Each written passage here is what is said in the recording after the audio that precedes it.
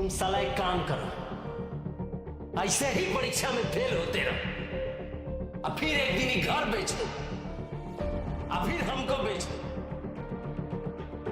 असल जिंदगी में ना घर चलाने के लिए नौकरी लगता है, नौकरी जो तुम्हारे पास नहीं है। तुम अपना बैंक बैलेंस पर ध्यान दो, बैंक बैलेंस बना रहना भाई।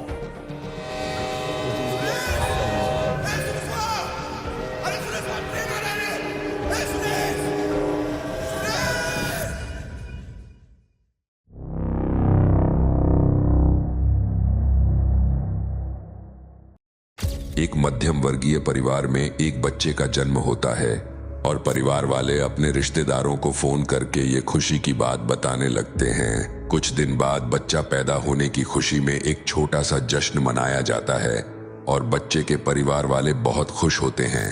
अब धीरे धीरे जैसे समय बीतता जाता है वो बच्चा बड़ा होता जाता है और बड़े होने के साथ साथ वह धीरे धीरे बोलने लगता है, लुढ़क कर गिर कर चलने लगता है। ऐसे करते करते अब वह बच्चा 3 साल का हो जाता है और चलना बोलना भी अच्छी तरह सीख जाता है, साथ ही चीजों को समझना भी शुरू कर देता है। अब उस बच्चे के माता पिता विद्यालय में उस बच्चे का एडमिशन करवाने के बारे में सोच विचार करने लगते हैं और कुछ दिनों बाद वह बच्चा स्कूल जाने भी लगता है। बच्चे के माता पिता जब उसे स्कूल छोड़ने जाते हैं तो वह बच्चा रास्ते में देखता है कि एक 20 साल का लड़का दुकान पर खड़ा होकर सुबह सुबह सिगरेट पी रहा होता है। हालांकि वह बस देखता है, लेकिन उसे यह नहीं पता होता कि यह सब क्या है। फिर एक हफ्ते बाद जब उसके माता पिता उसे स्कूल छोड़ने जाते हैं तो वह देखता है कि रास्ते में 2 आदमी किसी कारण गाली गलौज के साथ बुरी तरह आपस में झगड़ा कर रहे होते हैं। वह बच्चा देख रहा होता है कि यह क्या कर रहे हैं। समय ऐसे ही बीतता जाता है। कभी वह देखता है कि स्कूल में उसकी अध्यापिका उसके जैसे ही एक बच्चे की डंडे से पिटाई कर रही होती है, तो कभी वह किसी बच्चे को छोटी सी गलती पर मुर्गा बना देती है। कभी वह देखता है कि उसकी माँ टीवी पर लड़ाई झगड़े वाले टीवी सीरियल देखती है, तो कभी वह अपने पिता को शराब पीते हुए देखता है। वह अपने घर में, अपने समाज में नौकरी, गरीबी को लेकर लड़ाई झगड़े, बाहर लोगों को नशा, गाली गलौच, हवाबाजी, हुड़दंग और लड़कियों के पीछे भागते हुए देखता है। ये सब ऐसे ही चलता रहता है। समय बीतता जाता है और वह बच्चा 7 साल का हो जाता है और नर्सरी से सीधा प्रथम कक्षा में आ जाता है। पहले तो यह बच्चा इन सब चीजों को केवल देखता और सुनता था, लेकिन अब प्रथम कक्षा में नए विद्यालय में आकर उसे एक वाहियात घटिया माहौल मिलता है। वह बड़ी कक्षा के लड़कों को यही सब करते हुए देखता है और सुनता है।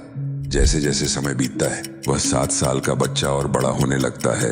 वह विद्यालय के माहौल में ढल जाता है और वह भी 11 साल का होकर बड़ी कक्षा में आ जाता है और उन्हीं लड़कों की तरह बन जाता है। फिर उन्हीं की तरह गाली गलौज करना भी सीख जाता है। सरकार के नियम अनुसार बिना पढ़े लिखे वह लड़का 6ठी कक्षा में एक और नए विद्यालय में आ जाता है, जहां उसे पहले वाले से भी बुरा माहौल मिलता है। लेकिन इस लड़के के लिए अब यह सब सामान्य हो चुका था। इस विद्यालय में आकर समय के साथ साथ वह और भी ज्यादा बिगड़ता जा रहा था और बुरे से बुरा हर काम वह करता जा रहा था। पहले स्कूल बंक मारना, स्कूल टीचरों का अपमान करना, स्कूल के बहाने छपरी दोस्तों के साथ जुआ खेलना, सिगरेट पीना, हुक्का पीना, गुटखा खाना, शराब पीना, गांजा फूंकना, लड़कियों के पीछे भागना, गुंडागर्दी करना इत्यादि। समय और बीतता है, वह लड़का और बड़ा होता जाता है और जैसे तैसे वह 12वीं कक्षा पास करके कॉलेज में आ जाता है। कॉलेज में आकर उसकी बनती है एक गर्लफ्रेंड जो खुद उसके जैसे ही होती है।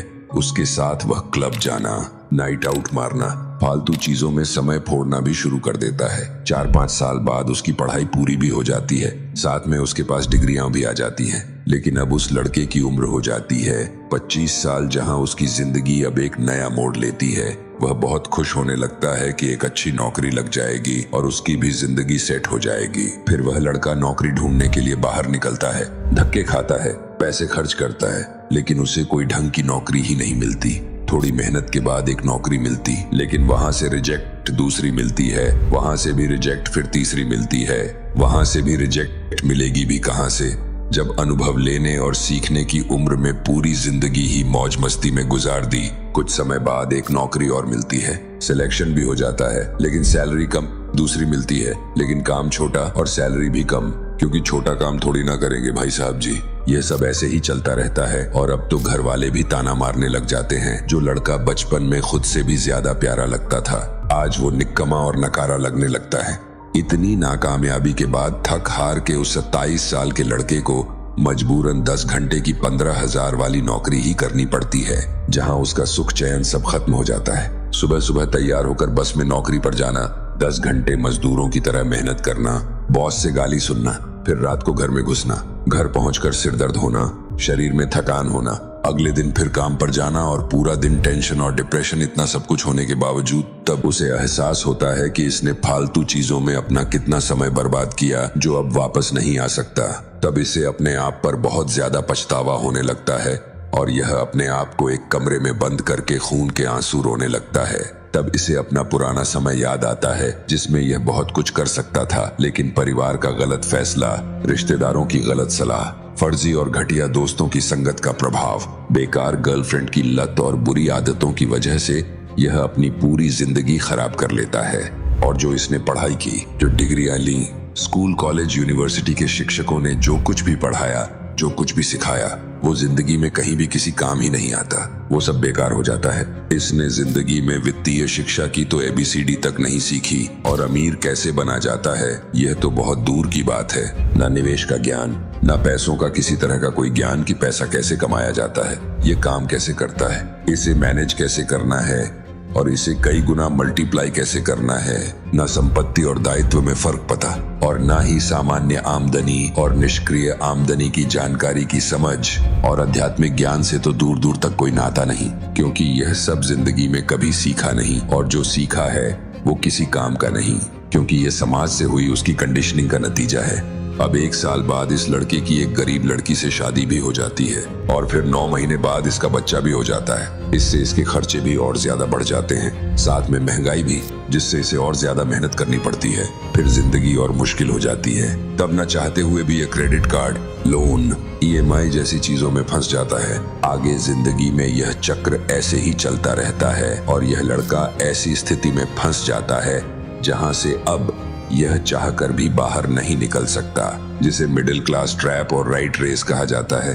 अब फिर क्या था, यह भी अपने बच्चे को उसी चक्र में फेंकता है जिसमें खुद इसे इसके परिवार वालों ने फेंका था। यह सिलसिला फिर दोबारा शुरू हो जाता है। दोस्तों, अगर आप इस वीडियो में अब तक रुके हुए हैं तो इससे साफ साफ पता चलता है कि आपको भी इस माया जाल में नहीं फंसना। इस वीडियो को बनाने का मेरा मकसद भी यही था कि आप इस जाल में ना फंसें। हो सकता है कि आपकी जिंदगी इससे थोड़ी अलग हो, पर लगभग लोगों की जिंदगी ऐसी ही या इससे मिलती जुलती होती है। इस वीडियो को पूरा देखने के लिए आपका दिल से शुक्रिया। हम जल्द ही मिलेंगे आपसे नई वीडियो में। धन्यवाद।